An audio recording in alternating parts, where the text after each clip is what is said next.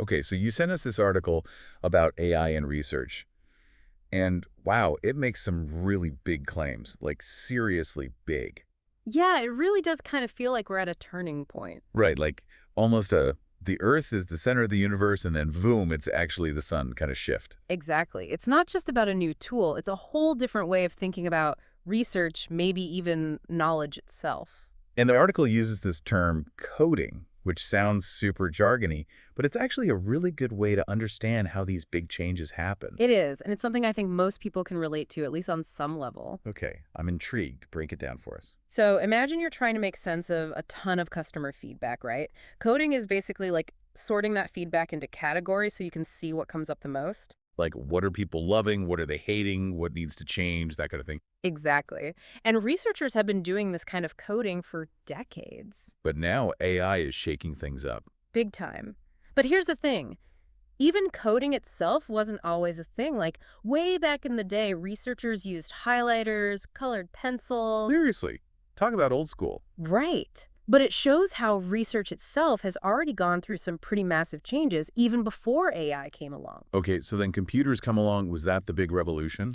You'd think so, but it was more like instead of riding a horse and buggy, researchers got a faster horse and buggy. Okay, I see where you're going with this. So computers were helpful, but AI is like Yeah. inventing the car Right. or maybe the spaceship. Now you're getting it. But hold on, because just like with any big invention, there are going to be some bumps in the road. And I'm guessing those bumps are what this article calls anomalies. The things that just don't quite fit with the old way of doing things. You got it. So for example, they thought, hey, AI is great at patterns. Let's have it do the coding. Sounds pretty logical, right? Right.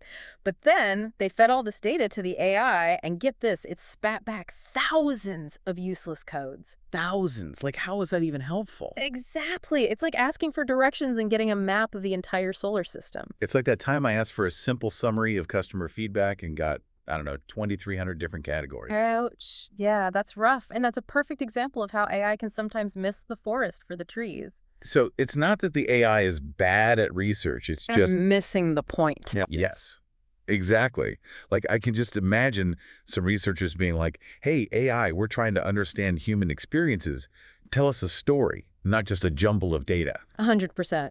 And it's really interesting because this resistance to AI, it mirrors a lot of other historical shifts. Oh, totally. Like think about those early astronomers who were so resistant to the idea that the Earth wasn't the center of the universe. Right. It's hard to let go of old ways of thinking, even when there's evidence staring you right in the face. Totally. Okay, so we've got AI spitting out mountains of data, researchers pushing back. What happens next? Like, where do we go from here? Well, the article suggests instead of trying to force AI to think like a human coder, what if we treated it more like a research partner? Okay, a research partner.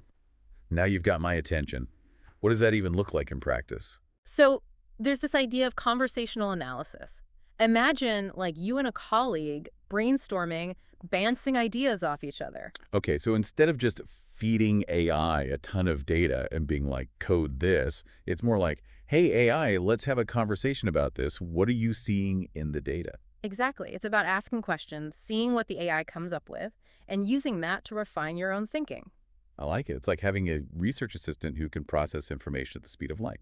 And the article also mentions this other idea, query-based analysis. So instead of starting with coding, you'd start with questions. Oh, interesting. So like instead of putting things in boxes right away, you're letting the AI show you what those boxes could be. Right.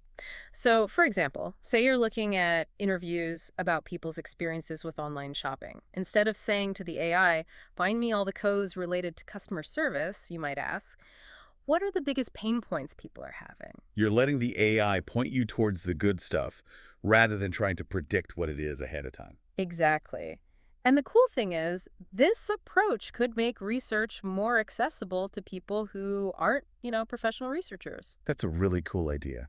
Instead of needing a PhD to do good research, you could have people from all walks of life using AI to explore the questions that are important to them. Precisely. Like, imagine community groups, businesses, even students, all using AI to gather insights, make more informed decisions. It's like we're giving everyone superpowers. But with great power comes great responsibility, right? Like, if anyone can be a researcher, does that change what it means to be an expert? Now that is the million-dollar question, And honestly, it's one we're all going to have to figure out as AI becomes more integrated into, well, everything. This is why I love these deep dives. We started with an article about AI and research, and now we're talking about the future of knowledge. And it really gets at how profound these changes are. It's not just a new method, it's a potential paradigm shift. Yeah, like, we're standing on the edge of something totally new, and we don't even know what it looks like yet.